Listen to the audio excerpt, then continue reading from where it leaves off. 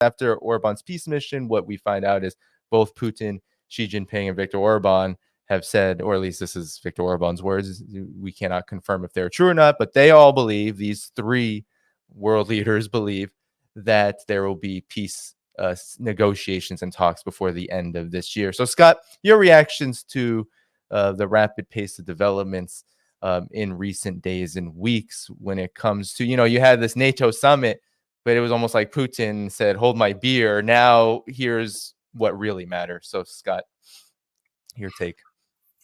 Well, I mean, it's just that, this NATO summit's been on the calendar for some time now. It's the 75th anniversary of the creation of NATO this year. So it's going to be a big deal. And we've seen since the Ukraine conflict has begun that each NATO summit takes on more and more gravitas, becomes more and more of an existential gathering. We saw that in Madrid in 2022. We saw that in Vilnius in 2023, and we definitely see it in Washington, D.C. in 2024. The Russians aren't stupid, and they watched NATO set themselves up for failure. I mean, look at Vilnius last year. It was a huge failure. It was dependent upon the success of a Ukrainian counteroffensive that never really got off the starting blocks. And so when, as they're leaning forward, expecting to, have this giant victory party about how great NATO is, how they empowered the Ukrainian victory over Russia, and how now they're going to put Russia in its place. Instead, they were there with Russia saying, we just beat you guys bad. And now what are you going to do about it? And the answer was nothing. The famous photograph of Zelensky isolated from everybody sort of said it all, the recognition that Ukraine will never be part of NATO. Now we have this Washington summit. And again, it was supposed to be predicated on some sort of success on the battlefield, but Russia's been taking it to Ukraine all year long. Ukraine doesn't have anything left. When the Russians came into the Kharkov area, that was seen as a chance. NATO said, aha, now we need you to attack and push them back at Volchansk and around there and wipe them out and have this victory that, see, the Russians bit off more than they can chew. Ukraine is capable of dramatic victories. Instead, Russia is just slaughtering them, burning through all the forces. Meanwhile, maintaining pressure on 11 separate points along the battlefield that Ukraine can't withstand. They set themselves up for failure. But Russia now isn't just in the business of letting NATO cancel itself. They're going to cancel NATO. And you saw this. Vladimir Putin set the stage at the St. Petersburg International Economic Forum. He spoke at the plenary session. He did two major press events, one with foreign correspondents, one with Russian correspondents. The Ukraine conflict, NATO has put Ukraine conflict on the front burners. It's everything. It's the single most defining issue of our time. Everybody around the West is talking about Ukraine. What did Vladimir Putin talk about? The economy, the Russian economy, how great it is, how it's going to expand, how it's working, about BRICS, about the upcoming, summit in October in Kazan. That's what he talked about. That's what he led off with. That's his priority. Only after he talked about that did he bring up, oh, yes, the Ukraine conflict, because it's not the defining issue for Russia right now. And this tells us everything. How did he set this NATO summit up? Well, the first thing, remember, one of the big things about NATO is, going to the Pacific. They invited some observers. I think Australia, New Zealand, Japan, South Korea were invited to sit in at the NATO summit. And Stoltenberg has been talking about the need to expand NATO into the Pacific. That's curious how you get a North Atlantic Treaty Organization now into the Pacific. But that's what he's doing. Now, so what did Putin do? Well, he went to North Korea. Then he went to Vietnam. And in one fell swoop, he just said, no, you're not going to do this. We're going to screw up your entire plans. The Japanese and the South Koreans now, instead of talking about NATO coming, they're going, oh, God, what do we do about North Korea and Russia? Oh, geez, that changed everything. We don't know. America's going, what the hell just happened? And the Australians are like, God, no. China, come here. We want to do trade with you. We don't want to, import New Zealand's like, what? Wait a minute. You invited us to a party and what? So, Putin just preempted it. You've been hearing people say, well, BRICS. It's never going to get off the ground because India and China don't get along well. Well, gosh, what was Putin's first state visit after becoming getting inaugurated? China. Big, nice meeting with Xi Jinping, all the pomp and ceremony. These guys have a rock solid relationship, and they made it clear that it is rock solid. And there it is. But people are like, the West is going to use India to drive a wedge between Russia and China. That's a guarantee. Oh, yeah. Well, now Modi's in Russia at the invitation of Putin. And I tell you what, if that's how you drive a wedge between Russia and India, I don't know, man.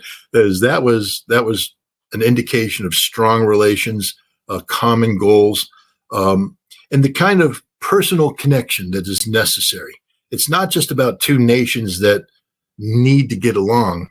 These are two leaders that want to get along. They want to make this work. They agree with each other. They view each other with mutual self-respect. And you don't drape the Order of St. Andrews around the neck of a leader half-hearted. And that's the highest award that Russia can give, military or civil.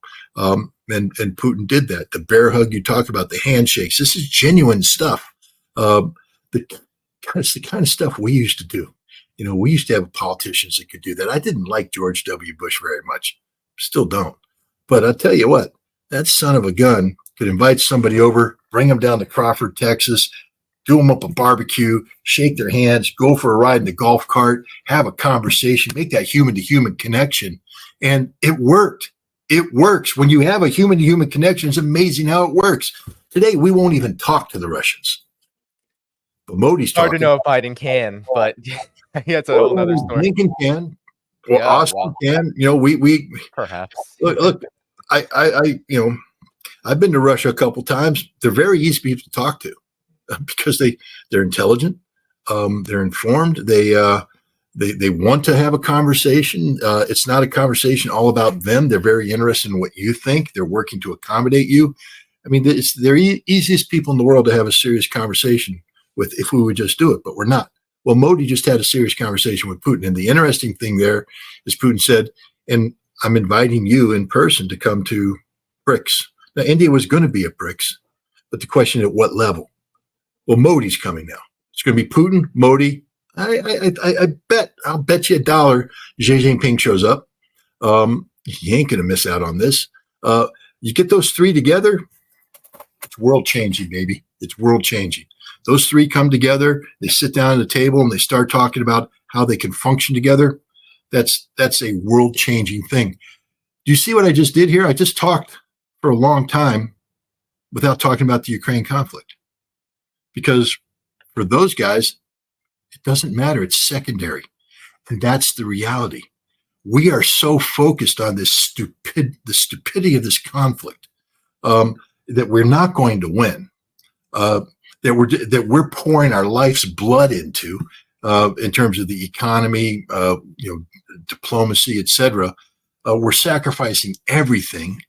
And Russia, China, and India are like, oh yeah, there's a war over there, but we'll get to that in a second. We're talking about this grand shift to multipolarity away from the American hegemon. What's the American hegemon doing? Instead of doing what we should be doing, which is, hey, let's talk about the pace of this transition. Let's talk about how we can work together to make this transition. Let's talk about how when there is a multipolar world, we're at a seat next to you. We want to be part of this change. We'd like to be a leader in this change. We'd like to be helping you make decisions about how this change is going to happen. That's what we should be doing. That's what sounds, because it's going to happen. We can't stop it. This is history. It's moving. But no, we're back here stuck. We're putting everything into this war, this losing effort that has no chance of victory. You said you can't, you said a while ago, you can't predict the demise of NATO. I'm predicting it. NATO ain't going to survive a decade. It's over. When this conflict ends in a defeat for NATO, you're going to see deep fractures in NATO, and you're going to see nations shed themselves of NATO. The frustrations in NATO are going to start coming out. There is going to be a decisive split between East and West. Germany and France and Italy are not going to align with Poland and the Baltic states. That's a guarantee. And Czechoslovakia is going to have to make a decision because Hungary, Bulgaria, and Slovakia are already saying, We don't want anything to do with this. And as they get isolated, they may choose to do, what's that word, that 5-letter word we've been throwing around? BRICS. What happens? Turkey basically was going EU, EU, EU, EU, EU. But every time they said EU, Europe was going, no, no, no, no, no, no, no. So finally, Turkey went BRICS. And Russia went, yeah, BRICS, baby, come on in. That's the direction we're heading. We in the West have become a self-canceling society. We are canceling ourselves. We do it through sanctions. We do it through irresponsible military spending, and we do it by alienating the very people that we need to survive. We need Hungary.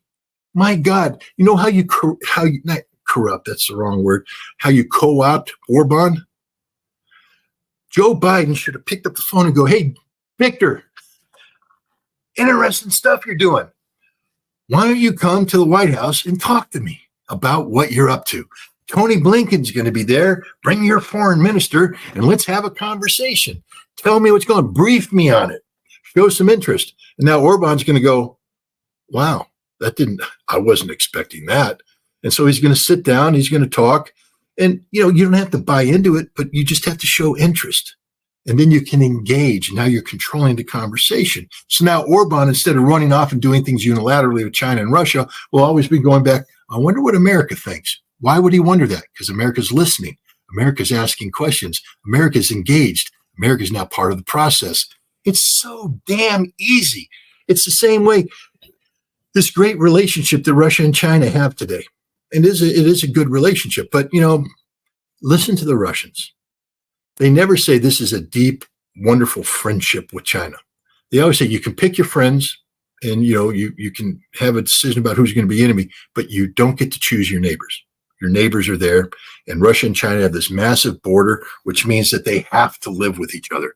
And so many Russians talk about the Russian-Chinese relationship as necessity, as opposed to a desire for this. So, the question is now, the United States, what could have it done? The Winter Olympics. Beijing Winter Olympics, or not Winter, Summer Olympics. 2022, yeah. No, it was Winter Olympics, yeah, the Winter Olympics. Yeah, it was Winter Olympics, yeah. So Xi Jinping sitting there doing this big thing. Now we're just being the stupid Americans like we always are. It's horrible. Those damn commies are putting on an Olympics. Oh, we're not going to go there. We're not going to do this. Look at the hazmat suits. It looks so bad. They forgot about the high-speed rail they built just for the Olympics. But, they forgot about all that. But yes, continue. So we're not there. But, so opportunity. Vladimir Putin's going to fly to Beijing and meet with Xi Jinping. Now, I have to tell you, if I were the national security advisor of the United States and I heard that Vladimir Putin's getting ready to fly to Beijing to meet with Xi Jinping, I go to Biden. I say, hey, boss, you're getting on an airplane tomorrow. We're going to the Beijing Olympics. You're stepping off that damn airplane, and the Chinese are going to have to respond to you. And Xi Jinping can't ignore you, because you're the American president coming to the damn Olympics. And guess who's going to be sitting there with his finger up his nose? Vladimir Putin. He's going to go, because he's thinking he's got this one-on-one that's going to happen. Xi Jinping's going to be going, Vlad, time out, pal. I got to go meet Joe at the airport. Simply flying to Beijing would have disrupted this, would have created a disruption, would have created a different dynamic. It doesn't mean that we had to bend the knee to China or anything. Suddenly China's engaged with you, which means that as they work to Russia, they always have to be looking back and thinking, well, what's America think on that? Because America's engaged in a constructive manner, hopefully. All Joe Biden had to do is fly to Beijing, get off the airplane, and shake Xi Jinping's hand, and it would have stymied the start of where Russia and China are today. Because, from that meeting came the 5,000 word joint statement that, created the foundation of this rapid transition to multipolarity. Why didn't Biden disrupt that? Because we don't have an imagination. Why doesn't Blinken be smart to say, let's bring Orban in and get a briefing. Let's engage with him. The beauty of engagement is that it allows you to start dictating the pace of something because you're involved, and because we're American, we're big enough, we can control. We lack that imagination. We have made ourselves insignificant by pretending we're so important that we won't engage. My God, what a stupid mistake. Viktor Orban's in America right now. Give him a damn audience. Let him speak. If I were the Speaker of the House, I'd ask bring Viktor Orban into the Congress so he can give a speech about this peace process and ask, and be asked questions. Make it look like America's interested in peace. That would complicate the living hell out of Russia's diplomacy right now, because Russia would be like, geez, okay, what do we got to do? We have to work now. Because up until now, I mean, I'm not saying the Russians don't want to work. Of course they want to work. But, right now, there's not much for them to do because America's not engaged. But now if America starts doing this, the Russians have to step up their game. They're fully capable of doing it, and I think they want to do it.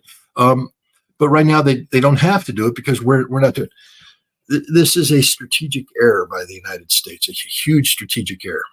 Yeah, and Orban's the coverage of Orban's peace mission all the way up into the NATO summit was in the U.S. mainstream media incredibly partisan. There's so much anger. The statements made by State Department spokespeople,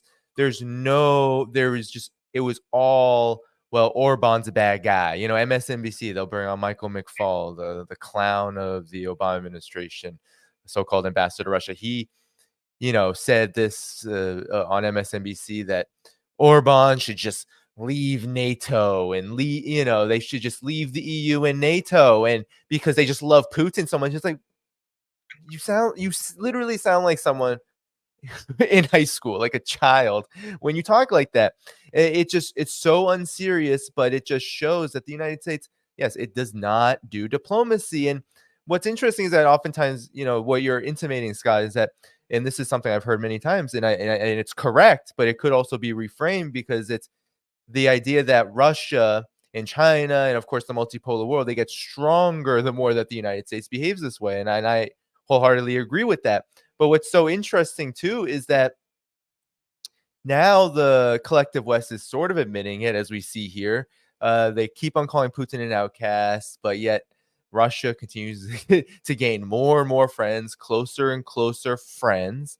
And this could be reframed as, well, the United States is not only pushing them together, but they're also creating the conditions for whatever natural alliances, whatever, you said it with India, with Russia and China. India and Russia also have kind of this natural relationship given geography and history.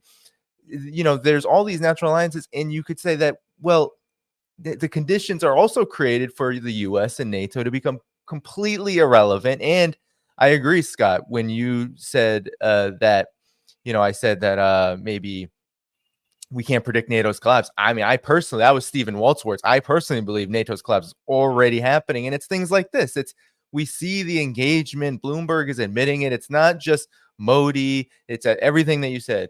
The Modi visit, the Xi meeting, the peace mission, they go on, Erdogan and Putin continuously talking about, I think it's actually going to go ahead, Syria talks around peace. And then, of course, the DPRK relationship, which was also incredibly important. So, Scott, I think that, the point here is that this is kind of a suicide mission the United States and NATO are on, or the United States and its appendage NATO are on right now. I agree. I mean, I am writing a book. I don't know when I'm going to finish it, but it's basically the working title is Ukraine and the Death of NATO. So it'll be a book about the Ukraine conflict, but more about how the Ukraine conflict was the final stake in the heart of the NATO vampire. I mean, because NATO lost all reason to exist after the end of the Cold War. And this thing that's been, reformed and recreated it's a vampire. It sucks the life out of everything. There's nothing good about NATO. It brings nothing good to this world. It's destructive for Europe. It's destructive for the region. It's destructive for the world. But this conflict will be the kiss of death for NATO. because NATO's poured everything in. They've made it an existential conflict. It didn't need to be this way. I mean, NATO could have survived for another 25 years, but they've brought everything to a head here, and in doing so, they've exposed all of their frailties, all of their failings. Europe is not the homogeneous, unified entity that everybody wants it to be. Neither is NATO, and all those fractures will just blow apart when Russia wins in this conflict, which is why you see NATO panicking, and which is why we're actually in a very dangerous situation, because the West doesn't have any options for victory. They don't have anything. France can't send 60,000 troops. Poland isn't going to put air defense umbrella over Western or Ukraine. The United States set them straight today and said, no, that ain't going to happen. And Poland went, well, I guess it's not going to happen. Nobody can do anything except lower the threshold for the use of nuclear weapons. And we are in a situation now, Russia's similarly lowering the threshold. The United States made a declaration today, I believe, that they will deploy intermediate range nuclear missiles in Europe starting next year. Russia recently said they're going to begin building the intermediate range nuclear missiles and deploying them in Europe.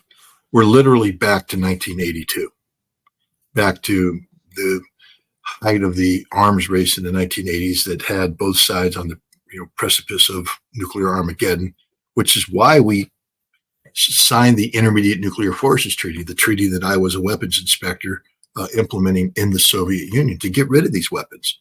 We're back to square one. Very dangerous times. But the difference is in 1982, I know because I was alive back then, I'm giving away my age, but we knew we were screwed. We knew it was dangerous. We knew how bad this was, which is why we were able to get this treaty off and running. And we wanted to make this treaty work because we understood the necessity of what we were doing. Today, the world just doesn't seem to be scared by this. There's a handful of people that are going, oh, yeah, I don't like this. But the vast majority of the world is going, Russia's bluffing. It's all a bluff. There's even some people out there, there's no such thing as nuclear weapons. No, it's all a big scam, big conspiracy theory. There's no nuclear weapons. Ladies and gentlemen, there's a lot of nuclear weapons, and they will destroy the universe, or destroy the earth if they're used. They're real. They're very dangerous, and Russia's not bluffing. So you want to keep pushing it. Inside Russian academic circles and military circles, the people that advise Vladimir Putin and his inner circle, there's a growing tendency to support a policy of nuclear preemption. You see, NATO and the United States has said that their strategic goal is the strategic defeat of Russia, the strategic defeat of Russia. What that means, I mean, we had that Prime Minister of Estonia, I think, articulated. Yeah. It means we break Russia up into little pieces, and it's no longer a big country. It's little countries. Unironically, as Estonia is literally a broken piece. Yeah.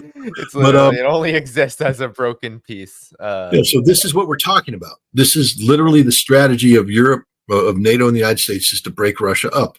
And the Russians are looking at that going, all right, how are you going to do that? And now they're talking about, we're going to build a 500,000 man rapid response force. We're going to be ready to do this, that, and the other thing. But what the threat is that they're going to deploy missiles into Europe that have the ability, if launched, to, hit targets in Russia in rapid order. We're back to, again, 1982. And the Russians are like, wait a minute. See, because the difference in 1982 is we had Pershing 2 missiles that could hit Moscow within 7 to 12 minutes of being fired. Very dangerous. But we didn't have an underlying policy seeking the strategic defeat of the Soviet Union. We actually had learned to peacefully coexist with the Soviet Union. That's the difference. Here we have a posture that says we want to strategically defeat Russia, and now we're deploying missiles into Europe. And it's not just the Mark 70 containerized missile launch system that we'll be deploying in 2026. We have the Aegis Ashore, the Mark 41 system already in Romania, and we're going to be activating, turning over to NATO, the one in Poland. And these are containerized systems that can shoot cruise missiles and the SM-6 Dhaiphong surface-to-surface missile. So we already are putting in offensive strike systems. So Russia's going to do the same. But now Russia's looking at saying, well, we know what your intent is. So as soon as you get the capacity and you look like you're getting ready to pull the trigger on a preemptive strike against us, we're going to preemptively strike you. And one of the scenarios that's been put out there in leading Russian foreign affairs journals is to take out a Polish city. In the article, I think they postulated Poznan as the thing. They said, blow up Poznan, eliminate it from the face of the earth. And then turn to NATO and say, we'll do that to all of you if you continue this. And then you're telling the United States, oh yeah, don't even think about it because we'll take Boston out if you come after us.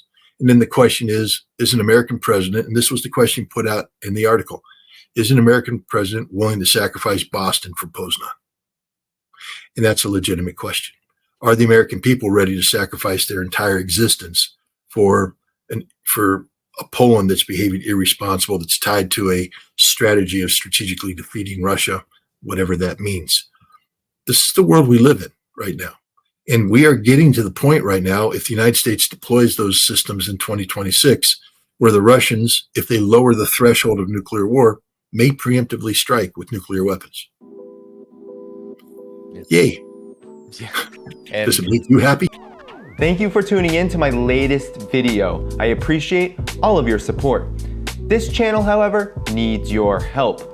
I am seeking to make this channel more sustainable in the long term and upgrade necessary equipment to ensure that this work continues onward and makes progress to give you all of the geopolitical analysis that you all deserve. For that reason, I'm asking you to become a member of my Patreon community at patreon.com/DannyDhaiphong. You can find that link in the video description or in the pinned comment below. For whatever amount you choose to give, just know you are supporting independent media that you can't find anywhere else. Thank you so much, and I look forward to the next video.